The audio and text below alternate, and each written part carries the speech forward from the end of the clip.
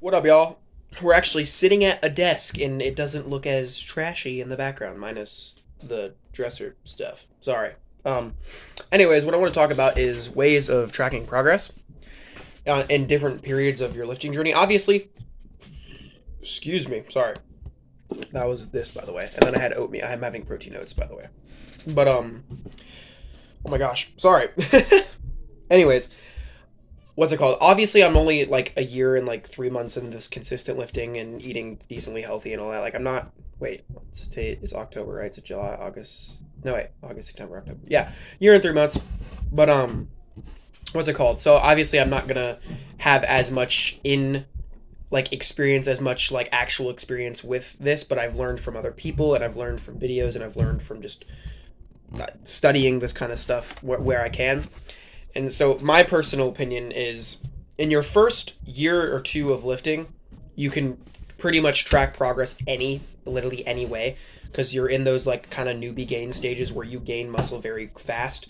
Or it also depends on your goals. So if your goal is strength is a really great way to track progress.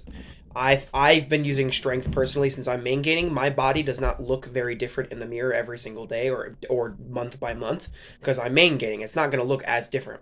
Obviously, I've looked back at old videos and I've seen my progress. So I have seen progress, but in main gaining, which is what I'm doing, is your body composition and your body look is not going to drastically change like it would in a bulk or a cut. So I've been using strength to track my progress, and I think that's a great way to track progress. Another good way to track progress, old videos.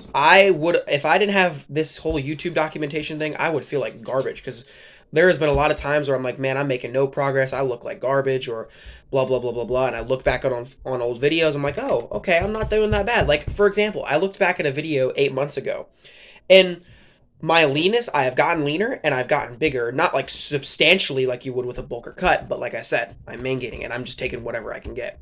So I have gotten bigger and leaner. And my PR 8 months ago was 165. My PR now is 245. That is amazing progress for my first year of lifting. In my opinion, I think that's amazing progress. Um, Also, that's just how I like to track progress in a main gain. If you're cutting, for instance, you literally just look in the mirror. Your shreds, if you're shredding, you're gonna look in the mirror. Also, your how you feel will kind of indicate that okay, I'm getting lean. Because when you get lean, when you get like super duper diced, you start to feel like garbage. Your libido's gone. You just feel like garbage overall. Like your energy levels non-existent. Not that I care about libido because I don't have sex anyway. I'm a virgin.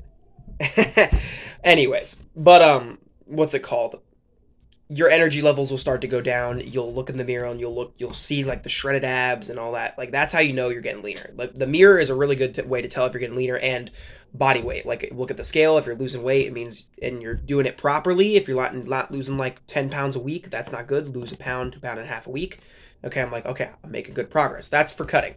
For bulking, gaining weight. If you see the scale going up in a linear fashion, not like 20 pounds every 2 weeks, 3 weeks, that's not good. You want to gain weight slow so that weight that you gain is muscle and not fat. So basically 1 to 2 pounds a week is a good area for bulking.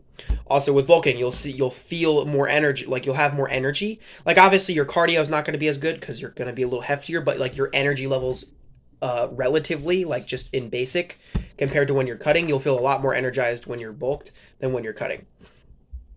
And you'll just look in the mirror and you'll be bigger. You might not like what you see in the mirror because you might have a little bit of fat on you from the bulk, but you'll be bigger, you'll be stronger. Strength is another one of those things with bulking because you will get substantially stronger with those extra calories that you're giving yourself and feeding your body.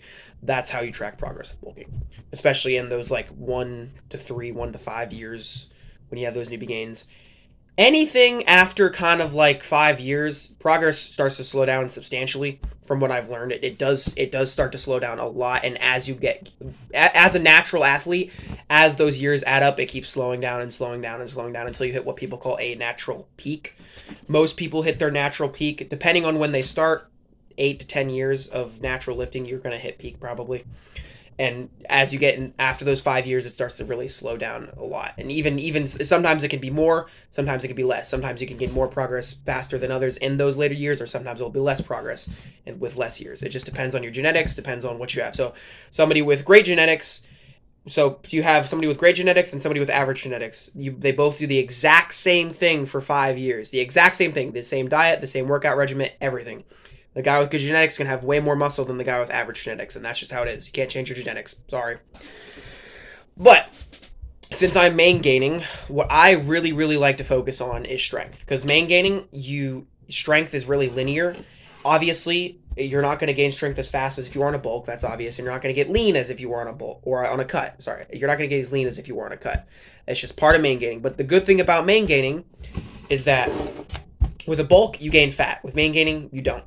With a cut, you lose muscle. With main gaining, you don't. With the whole point of main gaining is maintaining the body fat you have and trying to build muscle. Like, yes, I have gotten a little bit leaner, but that leanness is going to eventually just, I'm not going to get as lean. I'm going to just stop getting lean. And I'm saying I'm around like 15%, 16% body fat, maybe less, maybe less than that if I'm overestimating my body fat. And that's where I want to stay. That's what's healthy for me. That's what I'm able to have good energy levels at. I feel great on it. I can do MMA no problem. I can do the workouts no problem. I feel good at this body fat. Now from here, I'm trying to put on more muscle and keep that body fat. And that like not saying that keeping the body fat's amazing, but I'm saying I'm not trying to get rid of it. Because if I try to get rid of it, then that's just cutting. I'm maintaining my body fat and I'm gaining muscle. That's why it's called main gaining.